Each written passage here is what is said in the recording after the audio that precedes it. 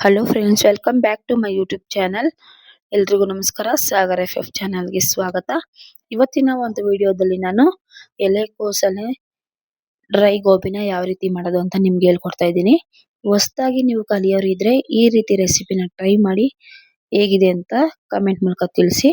ಹಾಗೆ ಬ್ಯಾಚುಲರ್ಸ್ಗೆ ತುಂಬಾನೇ ಹೆಲ್ಪ್ ಆಗುವಂತ ರೆಸಿಪೀಸ್ ಇದು. ಮತ್ತೆ ನೀವು ಈವ್ನಿಂಗ್ ಸ್ನ್ಯಾಕ್ಸ್ಗೆ ಈ ರೀತಿ ರೆಸಿಪಿನ ನೀವು ಮಾಡ್ಕೊಂಡು ತಿನ್ಬೋದು. ಹಾಗಾದ್ರೆ ಬನ್ನಿ ಯಾವ ರೀತಿ ಮಾಡೋದು ಅಂತ ಹೇಳ್ಕೊಡ್ತಾ ಇದ್ದೀನಿ. ಮೊದಲಿಗೆ ನಾನು ನೋಡಿ ಕ್ಯಾಬೇಜ್ ಅನ್ನ ಈ ತರ ನೀಟಾಗಿ ಸಣ್ಣದಾಗಿ ಹೆಚ್ಚಿಟ್ಕೊಂಡಿದ್ದೀನಿ. ಅದನ್ನ ನಾವು ಒಂದ್ಸರಿ ಮಿಕ್ಸಿಯಲ್ಲಿ ಸುಮ್ಮನೆ ಆನ್ ಆಫ್ ಮಾಡ್ಕೊಂಡು ನಾವು ಈ ರೀತಿ ಮಾಡಿ ಇಟ್ಕೊಬೇಕು. ಅದಕ್ಕೆ ನಾವು 2 ಸ್ಪೂನ್ ಅಷ್ಟು ಶುಂಠಿ ಬೆಳ್ಳುಳ್ಳಿ ಪೇಸ್ಟ್ ಅನ್ನ ಹಾಕೊಳ್ತಾ ಇದ್ದೀನಿ ಫ್ರೆಂಡ್ಸ್. ಶುಂಠಿ ಬೆಳ್ಳುಳ್ಳಿ ಪೇಸ್ಟ್ ಹಾಕೋದ್ರಿಂದ ಇದಕ್ಕೆ ರುಚಿನೂ ಹೆಚ್ಚಾಗುತ್ತೆ ಮತ್ತೆ ಕ್ರಿಸ್ಪಿನೆಸ್ ಬರುತ್ತೆ. ಇದಕ್ಕೆ 1 ಟೀ ಸ್ಪೂನ್ ಅಷ್ಟು ಸೋಂಪು ಕಾಳನ್ನ ಹಾಕೊಳ್ತಾ ಇದ್ದೀನಿ. ಸೋಂಪು ಕಾಳು ಹಾಕೋದ್ರಿಂದ ಜೀರ್ಣನೂ ಆಗುತ್ತೆ ಮತ್ತೆ ರುಚಿನೂ ಇರುತ್ತೆ. ಈಗ ಇದಕ್ಕೆ ನಾನು 2.5 ಟೀ ಸ್ಪೂನ್ ಅಷ್ಟು ಚಿಲ್ಲಿ ಪೌಡರ್ನ ಹಾಕೊಳ್ತಾ ಇದ್ದೀನಿ. ನಾನು ಇದು ಸ್ವಲ್ಪ ಖಾರ ಇರ್ಲಿ ಅಂತ ಜಾಸ್ತಿ ಹಾಕೊಳ್ತಾ ಇದ್ದೀನಿ. ನಿಮ್ಗೆ ಖಾರ ಕಡಿಮೆ ಆದ್ರೆ ಕಡಿಮೆ ಹಾಕೊಳ್ಳಿ.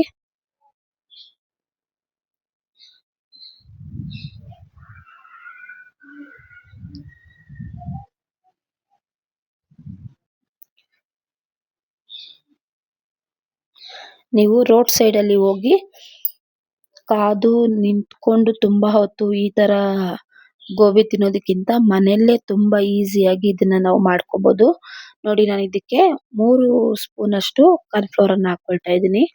ಮತ್ತೆ 2.5 ಸ್ಪೂನ್ ಅಷ್ಟು ಮೈದಾವನ್ನ ಹಾಕೊಳ್ತಾ ಇದ್ದೀನಿ ಫ್ರೆಂಡ್ಸ್. ಇದು ಹಾಕೋದ್ರಿಂದ ಕ್ರಿಸ್ಪಿನೂ ಇರುತ್ತೆ. ನೀವು ಜೋಳದ ಹಿಟ್ಟು ಇಲ್ಲ ಅಂದ್ರೆ ಬೇಕಿದ್ರೆ ಅಕ್ಕಿ ಹಿಟ್ಟನ್ನು ಸಹ ಹಾಕೊಬಹುದು.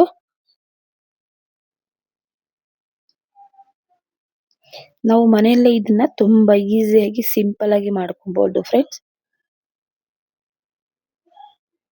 ನೋಡಿ, ಈಗ ಇದಕ್ಕೆ 1 ಟೀ ಸ್ಪೂನ್ ಅಷ್ಟು ಗರಂ ಮಸಾಲವನ್ನ ಹಾಕೊಳ್ತಾ ಇದ್ದೀನಿ.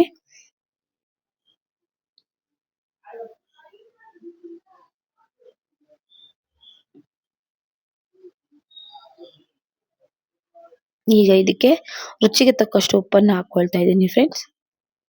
ಉಪ್ಪು ನೋಡ್ಕೊಂಡು ಹಾಕೊಳ್ಳಿ, ಯಾಕಂದ್ರೆ ಜಾಸ್ತಿ ಆಗ್ಬಿಟ್ರೆ ಮತ್ತೆ ಏನು ಮಾಡಕ್ಕಾಗಲ್ಲ.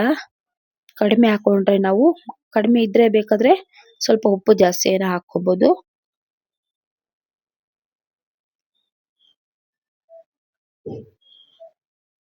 ನೋಡಿ ಫ್ರೆಂಡ್ಸ್, ಈಗ ಇದನ್ನ ಇಂಗ್ರೀಡಿಯೆಂಟ್ಸ್ ಎಲ್ಲ ಹಾಕಿದ್ದಾಯ್ತು. ಈಗ ನೀಟಾಗಿ ಇದನ್ನ ಮಿಕ್ಸ್ ಮಾಡ್ಕೋಬೇಕು ಒಂದ್ಸರಿ.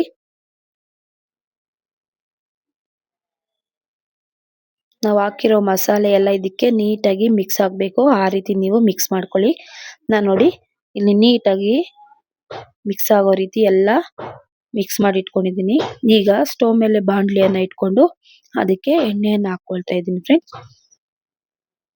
ಇದು ಎಣ್ಣೆ ನಾವು ಕರಿಯೋದಕ್ಕೆ ಜಾಸ್ತಿನೇ ಹಾಕೋಬೇಕು. ನಾನು ಇಲ್ಲಿ 1 ಲೀಟರ್ ಎಣ್ಣೆಯನ್ನ ಹಾಕೊಂಡಿದ್ದೀನಿ.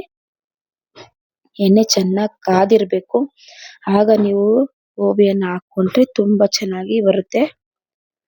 ನೀವು ಚೆನ್ನಾಗಿ ಕಾಯಿಸ್ಕೊಳ್ಳಿ. ಆದ್ರೆ ಇದನ್ನ ಗೋಬಿ ಹಾಕಿ ಕರಿಬೇಕಾದ್ರೆ ಎಣ್ಣೆನ ಲೋ ಫ್ಲೇಮ್ ಅಲ್ಲಿ ಇಟ್ಕೋಬೇಕು. ಅಂದ್ರೆ ಲೋ ಫ್ಲೇಮ್ ಅಲ್ಲಿ ಇಟ್ಕೊಂಡ್ರೆ ಎಣ್ಣೆ ಇಳಿಯಲ್ಲ ಅಂತಲ್ಲ. ನೀವೇನಾಗುತ್ತಂದ್ರೆ ಗೋಬಿ ಹಾಕಿದಾಗ ಬೇಗ ಸಿದೋಗ್ಬಿಡುತ್ತೆ ಅಷ್ಟೇ, ಇನ್ನೇನು ಇಲ್ಲ. ನೀವು ಲೋ ಫ್ಲೇಮ್ ಅಲ್ಲಿ ಇಟ್ಕೊಂಡ್ರು ಎಣ್ಣೆ ಅದು ಕುಡಿಯುತ್ತೆ, ಇಲ್ಲ ಹೈ ಫ್ಲೇಮ್ ಅಲ್ಲಿ ಇಟ್ಕೊಂಡ್ರು ಎಣ್ಣೆ ಕುಡಿಯುತ್ತೆ. ಅಂದ್ರೆ ಬೇಗ ಸಿದೋಗ್ಬಿಡುತ್ತೆ, ಒಳಗಡೆ ಬೆಂದಿರಲ್ಲ ಅನ್ನೋದಕ್ಕೋಸ್ಕರ ಮಾತ್ರ ನಾವು ಲೋ ಫ್ಲೇಮ್ ಅಲ್ಲಿ ಇಟ್ಕೊಂಡು ನೀವು ಇದನ್ನ ಫ್ರೈ ಮಾಡ್ಕೋಬೇಕಾಗುತ್ತೆ. ನೋಡಿ, ಹೀಗೆ ಚಿಕ್ಕ ಚಿಕ್ಕ ಉಂಡೆಗಳಾಗಿ ನಾನು ಹಾಕೊಳ್ತಾ ಇದ್ದೀನಿ.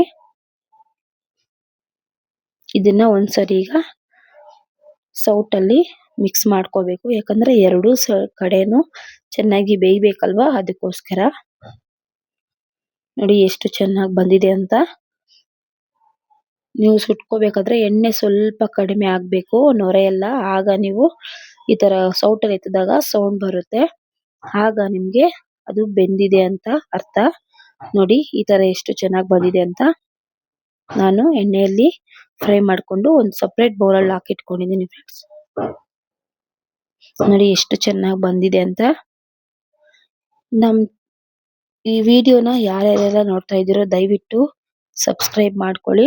ಈ ಚಿಕ್ಕ ವಿಡಿಯೋ ನಿಮ್ಗೆ ಇಷ್ಟ ಆಗಿದೆ ಅನ್ಕೊಂತಾ ಇದ್ದೀನಿ ಫ್ರೆಂಡ್ಸ್. ಈ ವಿಡಿಯೋ ನೋಡಿದ್ದಕ್ಕಾಗಿ ಎಲ್ಲರಿಗೂ ತುಂಬಾ ಧನ್ಯವಾದಗಳು ಫ್ರೆಂಡ್ಸ್.